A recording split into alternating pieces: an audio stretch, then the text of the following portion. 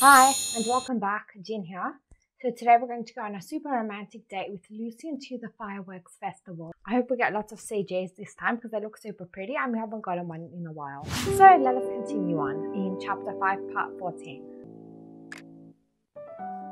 I held the bouquet and stood on the curb, not getting into his car. I tried to clear my head and finally asked, "Are you like this with every girl?" Like what? A day's worth of bad moods gave me the courage to look in his eyes and speak very seriously.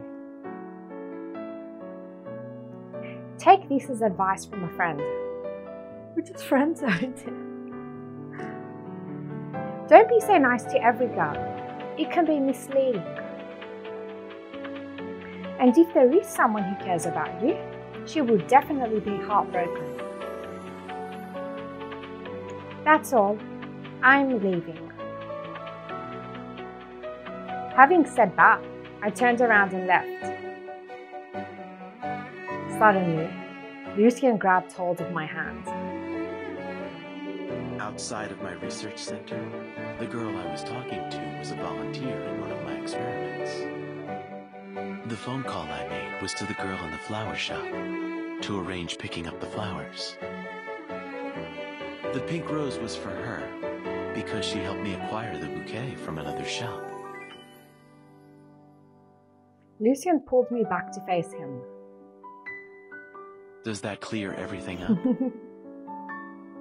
Aha, so he did know we were following him. This has nothing to do with me. You don't have to clear anything up with me. But your reaction just now, could we call it heartbroken? Yes, we could. Of course not. I'm just surprised that you would be this kind of person. Really? But all along the way you seemed very unhappy. You knew I was following you? If I hadn't known, then I should have booked an eye doctor appointment. Yeah, we're not the most discreet person. When did you realize I was? Last night, outside the theater. Not tonight? I saw you hiding behind the billboard. I just didn't say hello. Does that bother you? No. I've been sneaking around following you. I'm sorry. I can't believe I did such a dumb thing. Pretty ridiculous, huh? A little. Sorry. So, if you want to make it up to me, you have to give me some time tonight. The centaurs rustled in the wind, giving off a faint aroma. And you have no right to refuse. Well, of course not. Next thing I knew, I found myself in Lucien's car. I suddenly thought of something. We might not be able to go to that festival. What? I left the ticket in the restaurant. Lucien looked back at me. When our eyes met, we laughed aloud.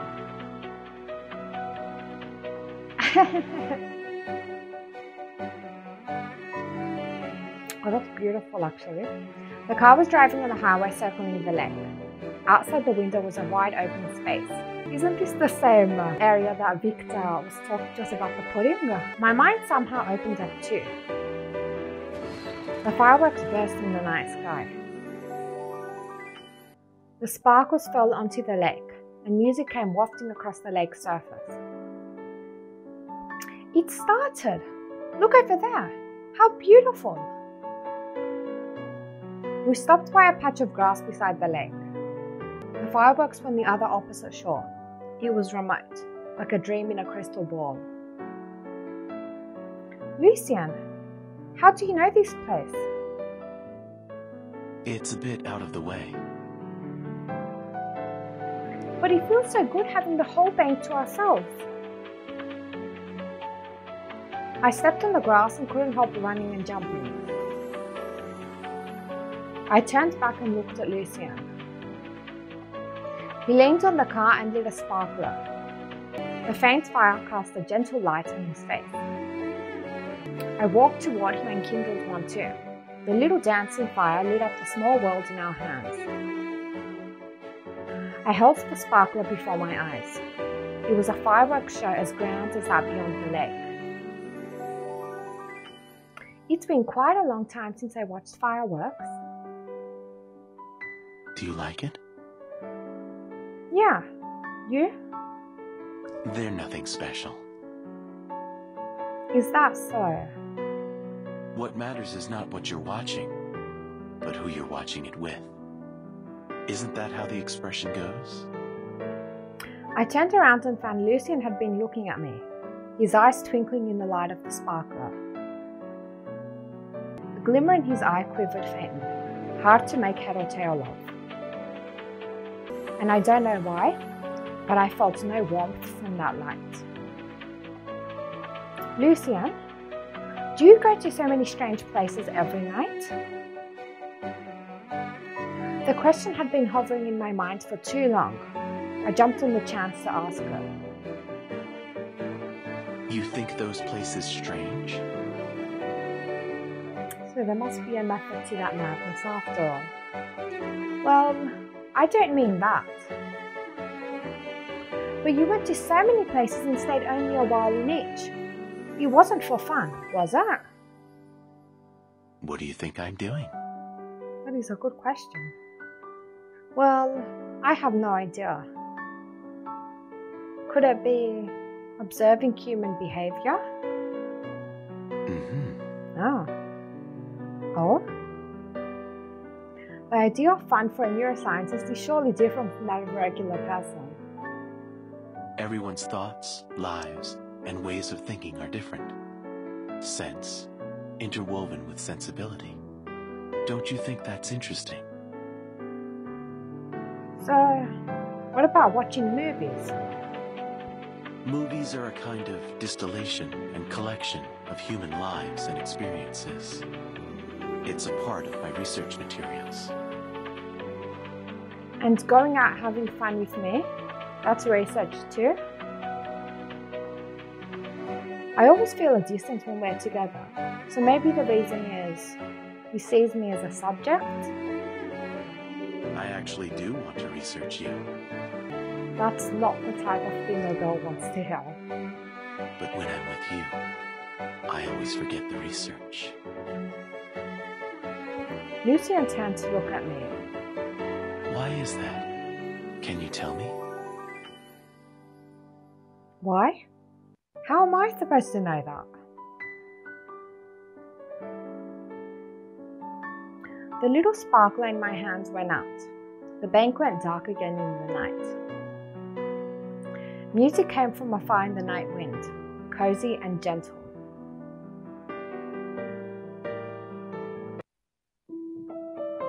And next part 516. The morning sunshine warmly caresses my face. I wake up in a daze and find myself staring at an unfamiliar ceiling. When did I change the light fixture in my bedroom?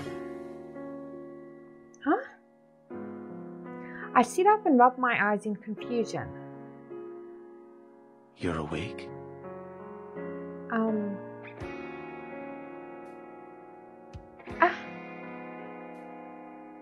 What are you doing here? I reflexively pulled the blanket up to cover myself. I shook my head hard to try to clear my mind. What's going on? This is my room, and of course I'm here. Well, why are we there? Lucien put his tablet down so he could give me his undivided attention. Ah! I sat up on the couch in a stupor, not knowing how to react. How did I end up in Lucien's room?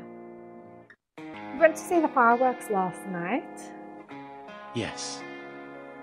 And then didn't we light up some sparklers? Yes, we did. It was fun. Then what? How come I don't remember anything after that? You're probably just tired is all. You even fell asleep on the grass last night. I did?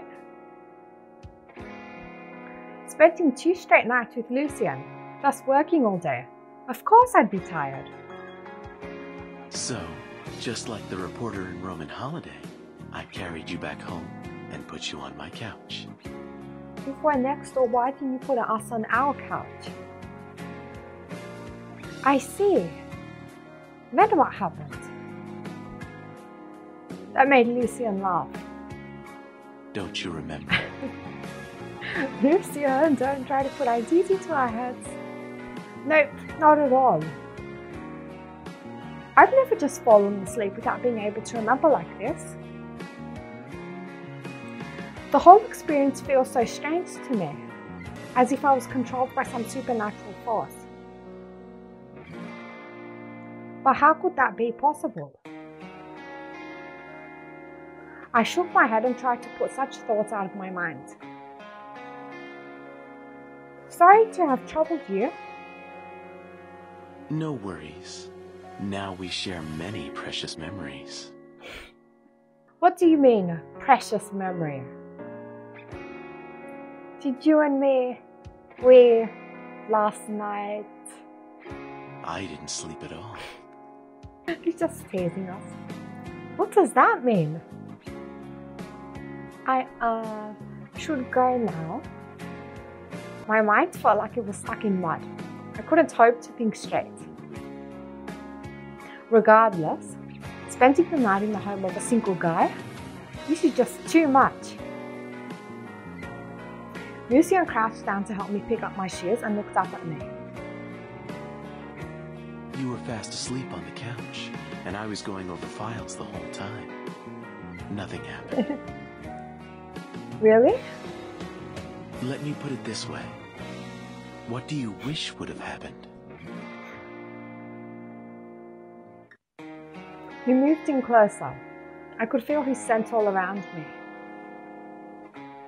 The scent of Lucien. I shook my head rapidly. No, I don't want anything to happen. Just let me know if there's anything I can do for you. Lucien handed me my coat. I grabbed it quickly. That's very nice of you, but I can take it from here, thanks. Can you? I slipped into my shoes and passed Lucien. I'll be leaving now. See you next time. There won't be a next time. Lucien stood up to see me out with a smile. He's an absolute temptation. I ought to keep my distance. I grabbed my belongings and stumbled out of his place. Just then, my cell phone rang. Hello? Oh, what's up, Willow? I was fumbling for keys when she called. I've been trying to reach you all night. How come you didn't pick up? And I know you weren't home. Tell me, where were you? Well, I had stuff to do.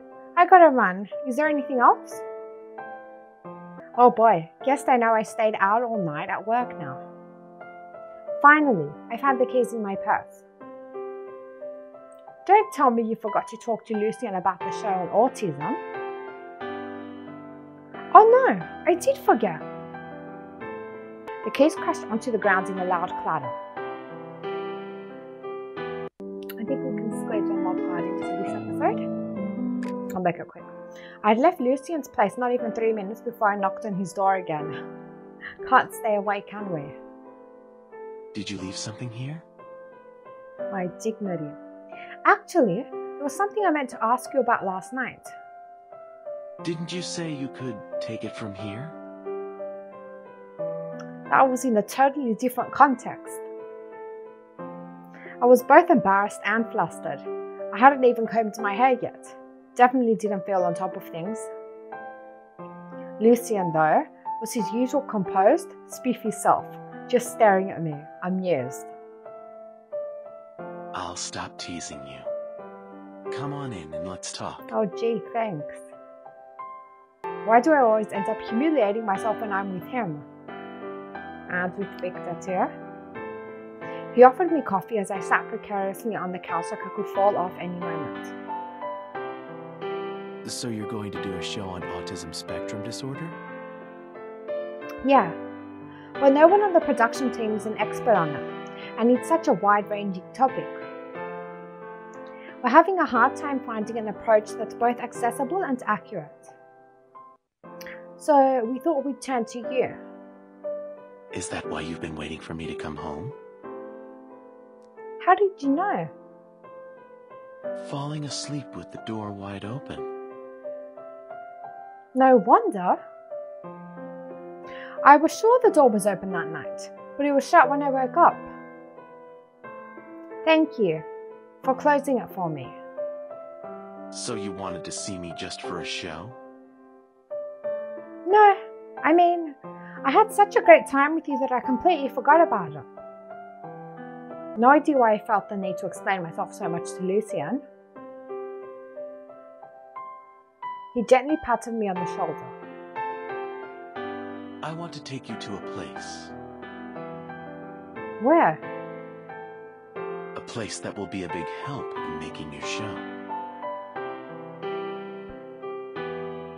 I returned home to freshen up, then got on a bus with Lucien heading out of town. Okay, where are we going? Are you afraid I'm taking you somewhere dangerous? No, not one bit.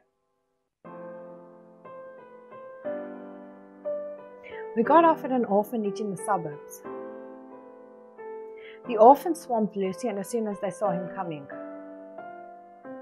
It's Lucien. Can you finish the story you were telling me last time? I knew you were coming today. As Lucien greeted the kids, he introduced me. All right, everyone.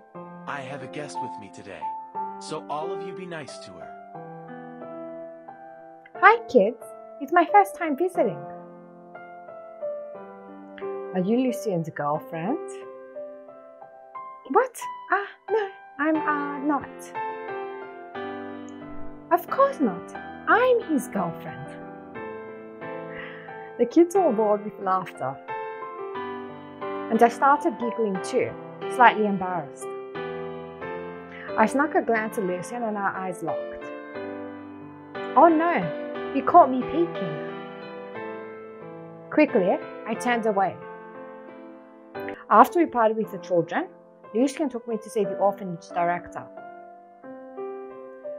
Seeing as the professor referred you, I'll be happy to let you film here. But I'd appreciate it if you would maintain the anonymity of the orphanage and the kids to avoid any disturbance. You don't have to worry about that, and thank you for helping us out. Lucien just made shooting the show so much easier. Shall we go check out the special needs classroom to see some of the kids? Can we? Let's go. We left the director's office and headed for their classroom. It was very tranquil. The kids were wholeheartedly focused on their work. I couldn't help but tread lightly as I entered the classroom. Whoa, did you draw this? It's so pretty. I blurted out a compliment when I saw a boy drawing a beautiful, starry sky.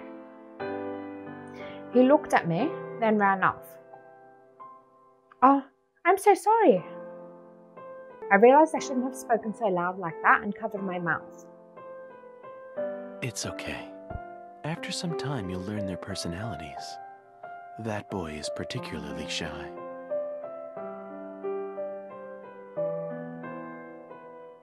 We exited the classroom and sat on a bench outside. It was an especially quiet, suburban afternoon. The rustling of trees in the breeze was the only noise. The serene surroundings made me close my eyes and relax. You seem to be enjoying this place. The breeze brushed Lucien to our side to make his hazel eyes seem warmer. Yeah, this isn't too far from the city, but still I'm losing myself in it. We can come here anytime if you like. I just saw they're taking volunteers. I think I'll sign up. Lucien laughed, his face in profile particularly attractive. What? Nothing at all. The boy's stunning portrayal of the stars had a unique perspective and realism. I swiftly changed the topic. Among those with autism, about 10% have savant syndrome to some degree, with incredible abilities in things like art, music, or math. That boy was one of the savants. You mean like a prodigy? You could say that. Since its founding, this orphanage has offered specialized education for autistic children. Many children have left here and excelled in various fields. That sounds like great material for a show.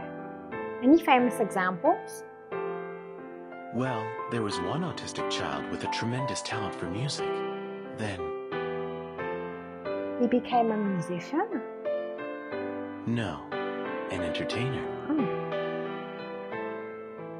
Did I hear that right? An entertainer? You did. Don't autistic kids find socializing difficult? How did he do it? Many real-life stories are stranger than fiction. I nodded, not quite understanding everything. But anyway, this part is getting way too long, so I'll leave it here for now. Thank you so much for watching. Please like this video if you enjoyed it. Subscribe for more, and I will see you next time in the next episode of Mr. Love Queen Show. But until then, bye!